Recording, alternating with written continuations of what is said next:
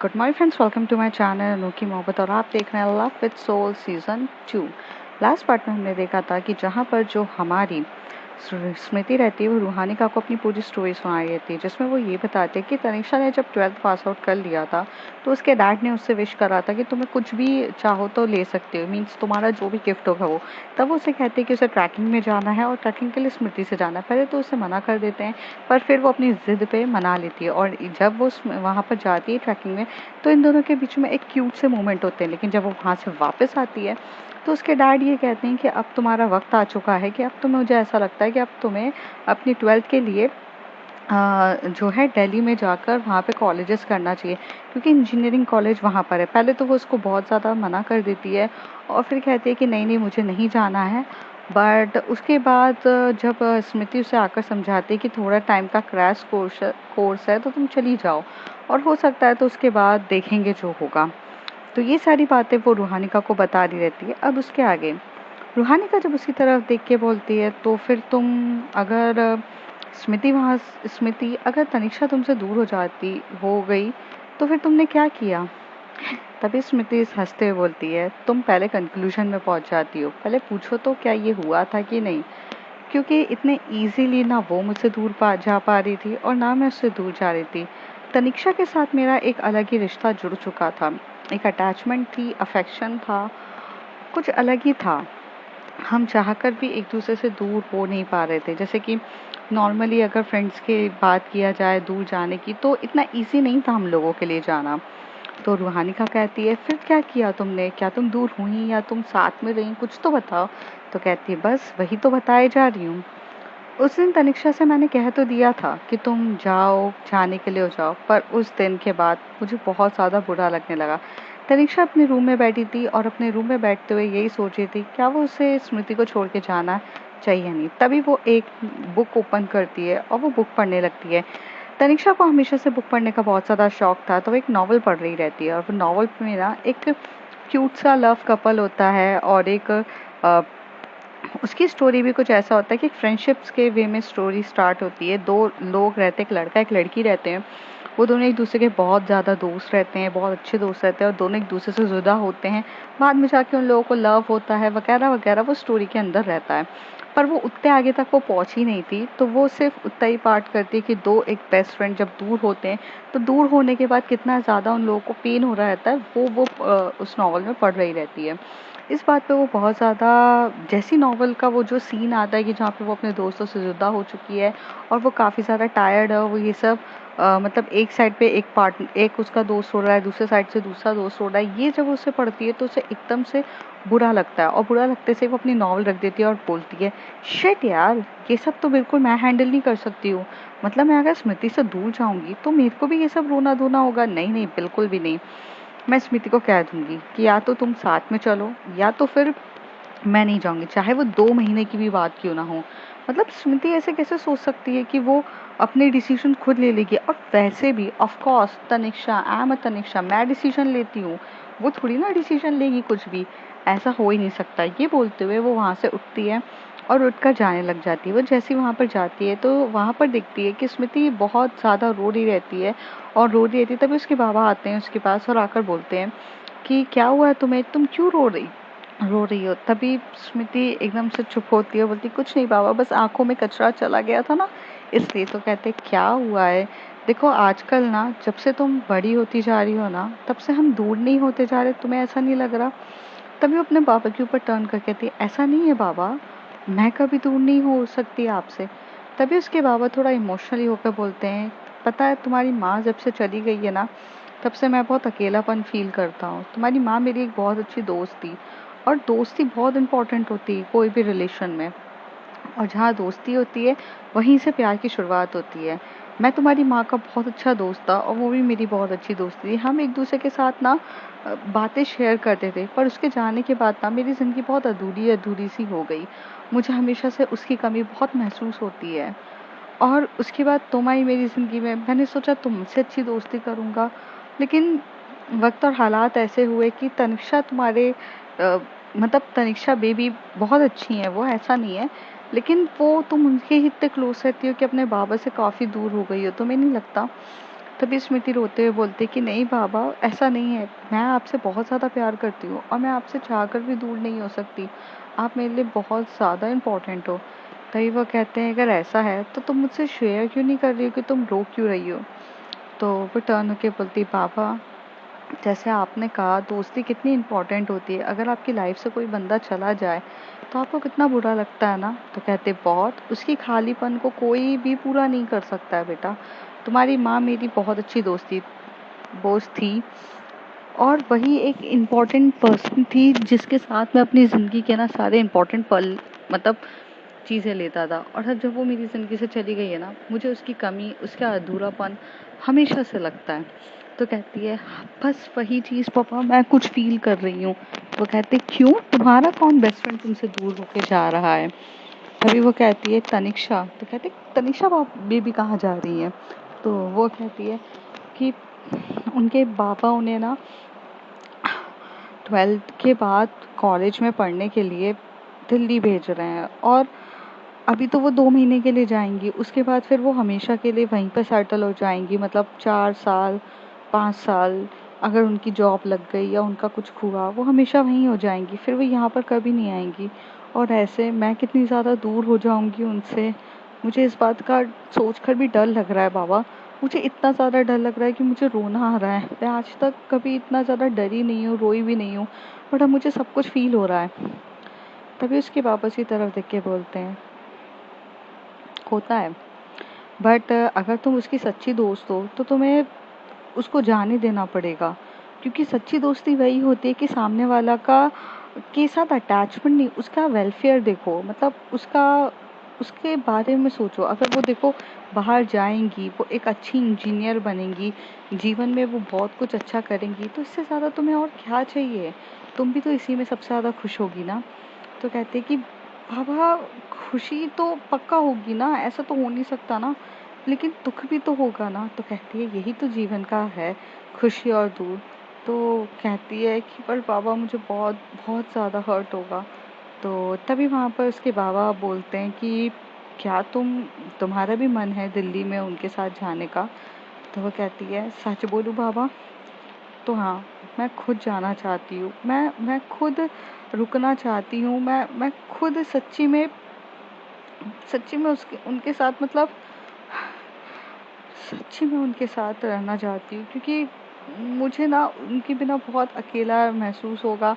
हमेशा से ऐसा लगेगा कि मेरी लाइफ कितनी अधूरी सी हो गई है, कितना ज़्यादा मतलब मैं कितना अधूरापन फील करूँगी, मैं ये खुद नहीं जानती पापा।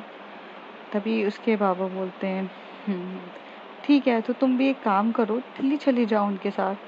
तो कहती है बाबा आसान है क्या दिल्ली जाना, दिल्ली जाने के लिए कितने ज़्यादा पैसे लगेंगे और क्या होगा। तो उसके बाबा बोलते हैं हाँ ये बात तो बिल्कुल भी सही है कि ऐसा तो इजीली तुम जा नहीं सकती हो, और बहुत ज़्यादा पैसे भी लगेंगे और कितने का खर्चा आएगा ये भी तो मैं नहीं जानता। तो कहती है यही तो बात है ना बाबा, मैं कैसे हाँ कर दूँ। तो कहती है अच्छा तो बेटा अभी रोने से तो कुछ होगा नहीं ना, रोकर तो तुम्हें सिर्फ हर्ट ही होगा। इससे बेटर है कि तुम थोड़ा सा शांत हो जाओ और अपन सोचते हैं, कुछ ना कुछ तो सोचेंगे और जितना जल्दी हो सकता है कुछ ना कुछ निकालेंगे। Be quiet baby, just quiet. ऐसे बोलकर ना उसके जो बाबा रहते हैं वो वहाँ से उठकर चले जाते हैं और वो कहीं पर चल जाने के लिए तैयार हो जाते हैं कि वो वहाँ जाएंगे और देखेंगे कि क्या हो रहा है क्या नहीं।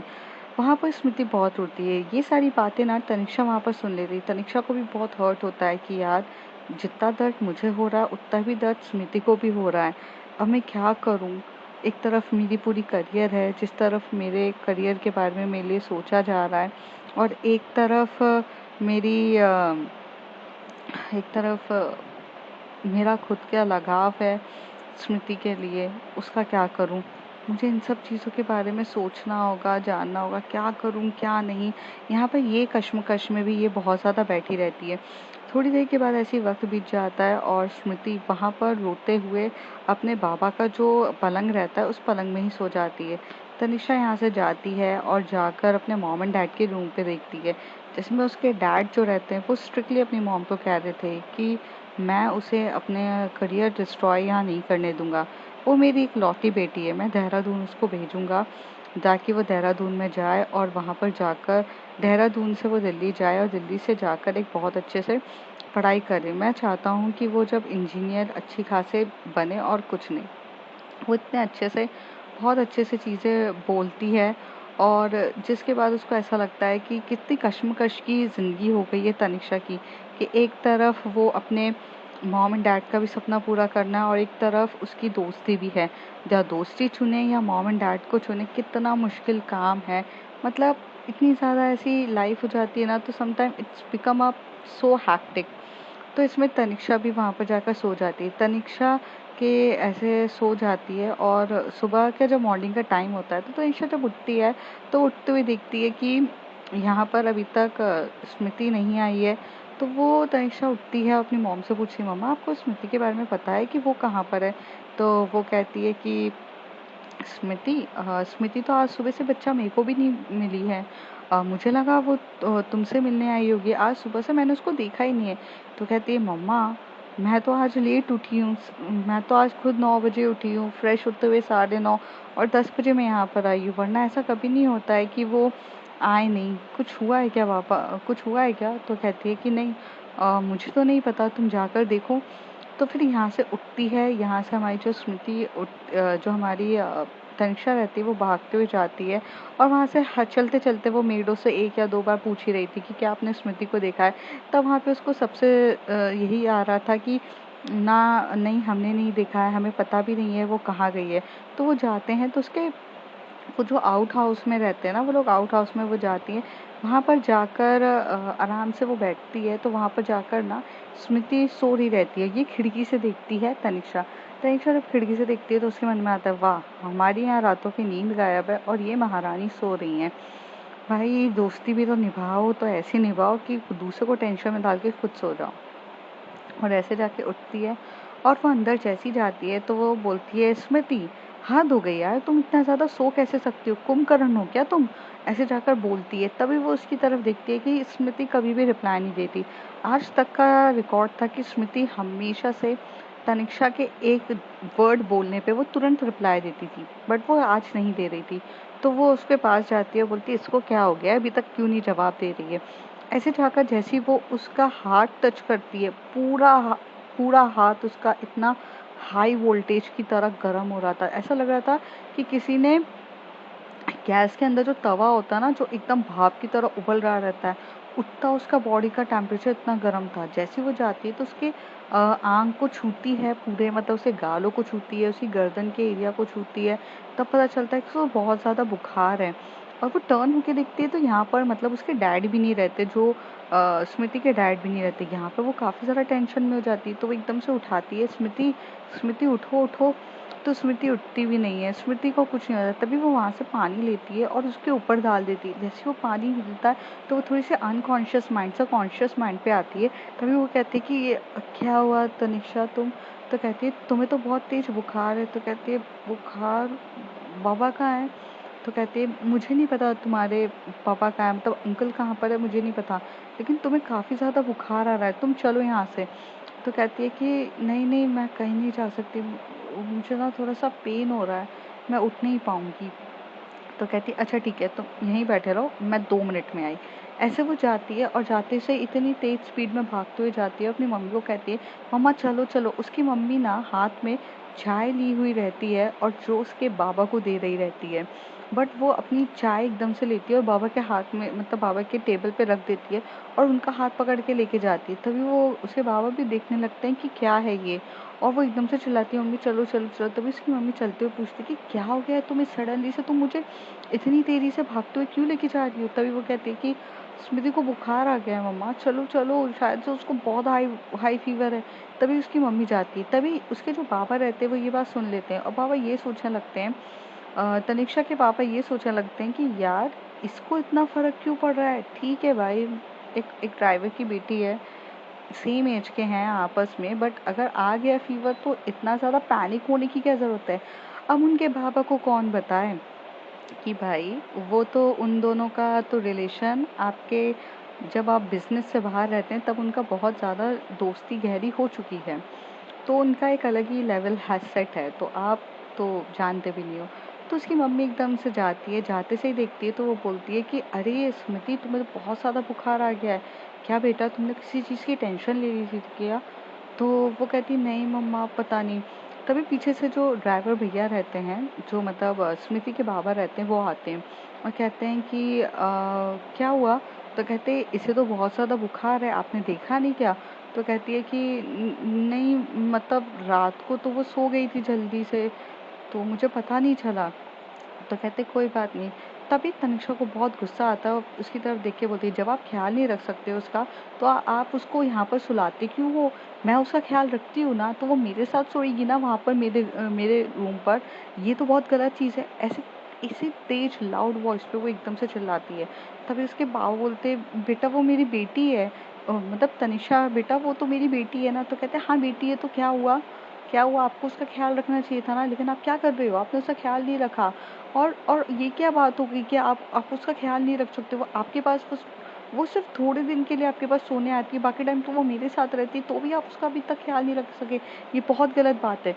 तभी उसकी मम्मी कहती है कि क्या कर रही हो तुम निशा? तुम्हें तहजीब है कि नहीं लोगों से, बड़े से बात करने के लिए? तो कहती मम्मा, मम्मा अभी आप मुझसे कुछ मत बोलिए, इन्होंने ध्यान नहीं दिया, इसकी वजह से देखो ना स्मृति को कितना तेज बुखार आ गया। गलती इनकी है, मेरी नहीं है जो आप मुझे डांट रही हो। तो कहती है कि वो उसके बाबा हैं, जानबूझ के कोई कुछ नहीं करता है, गलती से हुआ होगा। तनिक्षा, नहीं हुआ होगा, उनको नहीं पता चला बुखार आ गया है।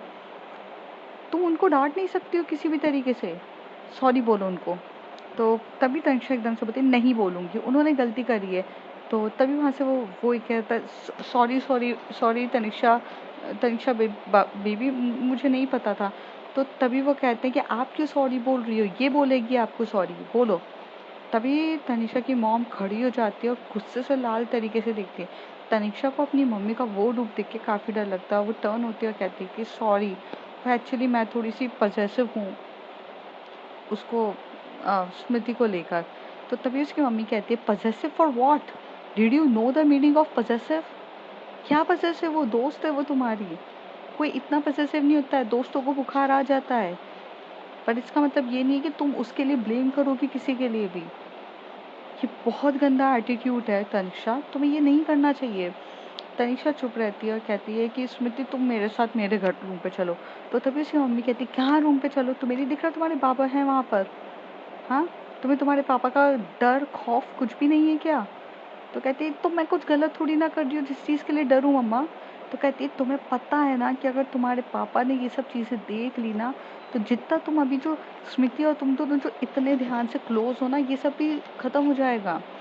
तुम्हें समझ में आता है कि नहीं मैं कुछ बात कह रही हूँ?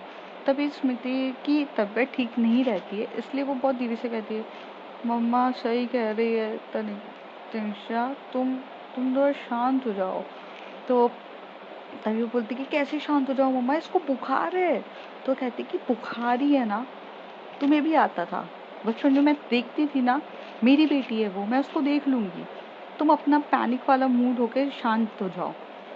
थोड़ी देर के बाद जो उसकी मम्मी रहती है वो एकदम से ड्राइवर भैया को कहती है कि एक पानी लेकर आ जाओ। तो इतना बड़ा वो पानी लेकर आते हैं और जिसमें ठंडा पानी रहता है, और वहाँ से वो लोग ना पट्टी लगा के उसको लगाते हैं और वो फिर वहाँ से जाती है और बोलती चलो यहाँ से। तो कहती मम्मा उसको बुखार है। तो कहती है हाँ ठीक है बुखार है, उसकी पट्टियाँ ऊपर नीचे कर। तो कहते मम्मी आप जाओ, तब मैं पट्टी ऊपर नीचे कर लेती हूँ। तो कहती है कि तुम्हें नहीं चलना है मेरे साथ। तो कहती है नहीं, आप डॉक्टर को फ़ोन लगाने जा रही हो मुझे पता है, पर आप खुद चले जाओ, मैं यहाँ पर देखती हूँ। तनिषा एक मिनट भी स्मृति से अलग होना ही नहीं चाहती थी। पता नहीं उस दिन क्या अफेक्शन था, क्या चीज़ थी कि वो चाह कर भी उससे दूर नहीं होती। थोड़ी देर में वो वहाँ से उसकी पूरी पट्टी उसके सर से ऊपर नीचे कर रही रहती है और बहुत प्यार से ध्यान रख रही रहती है, उसके बालों को संवार रही रहती है। ये एटमॉस्फेयर, सॉरी, ये देखकर तो हमारी जो तनिषा के जो बाबा, सॉरी, जो हमारे स्मृति के बाबा रहते हैं वो भी शॉक रहते हैं कि इनकी कुछ ज़्यादा ही गहरी दोस्ती है। पर कहते हैं ना कि कभी कभार ज़्यादा गहरी दोस्ती हो ना, तो उससे कभी ना कभी इंसानों के बीच में डाउट होना स्टार्ट हो जाता है। तो शायद बाबा को भी कुछ अजीब सा लग रहा था। लेकिन उसके बाद जब स्मृति एकदम से कह रही थी तनिषा मैं ठीक हूँ बाबा, तुम इतना ज़्यादा टेंशन मत लो, मैं जानती हूँ तुम मुझसे बहुत अटैच हो, बट क्या है। तभी वो कहती है तुमने टेंशन इस बात की ली ना कि मैं दिल्ली चली जाऊंगी, इस बात का तुमने टेंशन लिया ना, सच बोलो, मेरे तुम्हें मेरी कसम है। तनिषा जब यही बोलती है तभी स्मृति इधर उधर करने लगती है। तभी वो अपने टर्न होती है, अपने मतलब जो ड्राइवर भैया रहते हैं उनकी तरफ ऐसे देखती है, जो स्मृति के बाबा रहते हैं उनको बोलती है आप मुझे सच सच बताओ ना, इसी बात की टेंशन ली ना इसने। तो कहती है, तभी उसके पापा कहते हैं मुझे नहीं पता, बट जहाँ तक मुझे ऐसा लगता है रात को ये यही बारे में बात कर रही थी, बोल रही थी कि तुमसे दूर जाएगी तो उसे बुरा लगेगा। तो कहती है हाँ मुझे पता है, इसने इसी बात की टेंशन ली है, मैं भी नहीं जाना चाहती हूँ, बट पापा भी मुझे भेजना ही चाहते हैं, मैं क्या करूँ आप बताओ। तभी तभी वहाँ पर उसके जो ड्राइवर भैया कहते हैं कि बेटा आप अपने पापा की बात मानो, क्योंकि पापा जो हैं वो आपके कभी भी कुछ भी गलत नहीं चाहेंगे। और रही बात स्मृति की, तो मैं जानता हूँ कि वो बचपन से आपसे अटैच है, मतलब बचपन से आप दोनों साथ में रहे हो, आपने उसे पढ़ाया है, तो कितनी ज़्यादा इम्पोर्टेंट होगा वो आपके लिए, ये सब मैं जानती हूँ। तो ये बात तो मुझे समझ में आता है, बट मैं उसे थोड़ा समझा दूंगा कि ताकि वो थोड़ा सा समझे और चीज़ों को थोड़ा समझने की कोशिश करे। बट तो कहती है कि ठीक है, अभी तो फ़िलहाल इसका फ़ीवर कुछ ज़्यादा ही है, इसका फ़ीवर सही हो जाए, मैं बस इतना चाहती हूँ। तो ये बोलकर वो वहाँ पर उसकी फिर से पट्टियाँ करने लग जाती है। यहाँ पर जो उसकी जो मम्मी रहती है वो जाती है और जाकर वहाँ पर डॉक्टर को फ़ोन लगाती है, जो उनका फैमिली डॉक्टर रहता है। वो कहता है कि हाँ मेरे को कुछ आधा 1 घंटा लग जाएगा, मैं आता हूँ। तभी यहाँ पर जो उसके बाबा रहते हैं, जो क्या बोलते हैं, तनिष्का के बाबा रहते हैं, वो उसी तरफ देख के बोलते हैं क्यों आज कुछ तुम भी इतनी पैनिक हो रही हो, क्यों, क्या हो गया, एक फीवर ही तो आया है ना, तुम लोग तो ऐसे रिएक्ट कर रहे हो जैसे कुछ ज़्यादा हो गया है। तो तभी वो उसकी मम्मी जो रहती है वो समझ जाती है कि इसके बाबा कुछ और कह देंगे। तो कहती है हाँ फीवर ही आया है, बट वो थोड़ा सा वो बच्ची थोड़ी सी नाजुक सी है तो इस वजह से। तो कहते हैं हाँ बट ये तनिष्का को क्या हो गया, ये इतना तो रिएक्ट कभी किसी के लिए करती नहीं थी, तो आजकल ये इतना ज़्यादा रिएक्ट क्यों कर रही है। तो कहती है कि आ, दोस्त अब बड़ी हो गई है, दोस्ती कुछ ज़्यादा ही स्ट्रांग हुई है। तो कहती है कि दोस्ती उसे अपने लेवल वालों से भी तो रखनी चाहिए ना, उसके स्कूल में इतने अच्छे अच्छे इतने बिजनेसमैन के बच्चे पढ़ते हैं, उनसे तो उसकी इतनी गहरी दोस्ती नहीं है जितनी वो इनके साथ रख रही है। ये कुछ ठीक है कि नहीं, तुमने उसे बताया है कि नहीं कि आगे जाके उसे कहाँ पर कितने कैसे रहना है।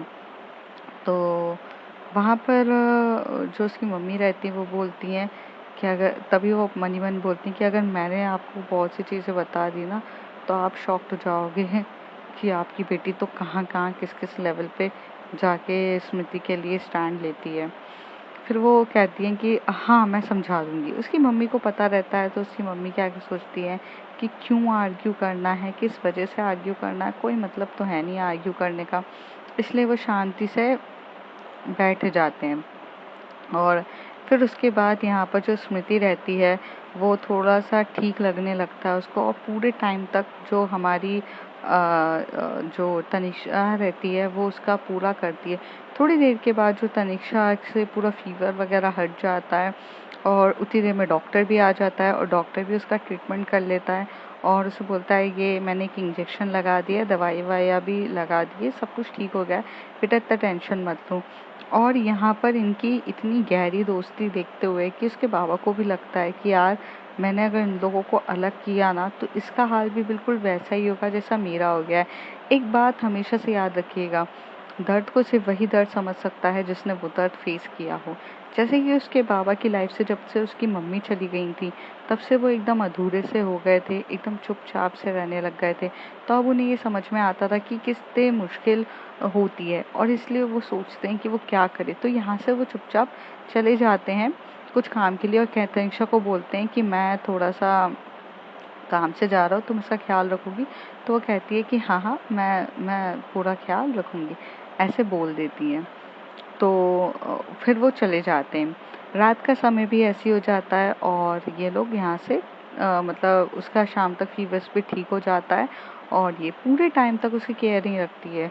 फिर जब रात का डिनर होता है तो जो तनिषा की मॉम रहती है वो फटाक से बुलाती है हमारी तनिषा को, क्योंकि उसके डैड जो रहते हैं वो उसका खुद का भी तो ऑफिस रहता है देहरादून में, तो उसके ऑफिस में गए रहते हैं, फिर शाम के टाइम आते हैं तो डिनर के लिए सबको आना पड़ता है। तो उससे पहले कि अगर वो नहीं मिली और कुछ भी ऐसा डाउट हुआ तो इससे पहले पहले वो फटाफट आ जाते हैं।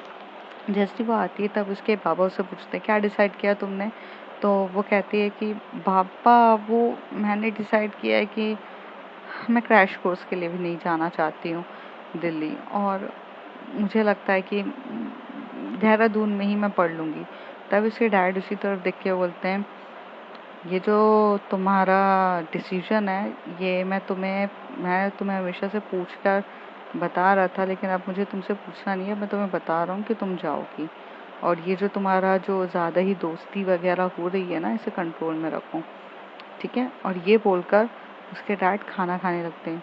वो अपने डैड की तरफ थोड़ा सा मतलब ऐसे देखती है कि क्या जवाब दे, और यहाँ पर उसे बहुत ज़्यादा हर्ट भी हो रहा रहता है। और जैसे ही ये स्मृति ये कहानी सुनाते हुए एकदम से रूहानिका की तरफ देखती है तो रूहानिका की चेहरे के एक्सप्रेशन बहुत ज़्यादा क्वेश्चनिंग वाले होते हैं कि क्या हुआ उसके आगे, क्या ये दोनों साथ रहे, या क्या हुआ, स्मृति इस तरीके की लाइफ पे कैसे आ गई, क्या हुआ, उसके हजार सवाल उसके दिमाग में चल रहे थे। तभी वो एकदम से बोलते हैं क्या क्या सोच रही हो तुम, तो कहती है आगे कंटिन्यू करो ना कि तुम लोग साथ में रहे कि नहीं।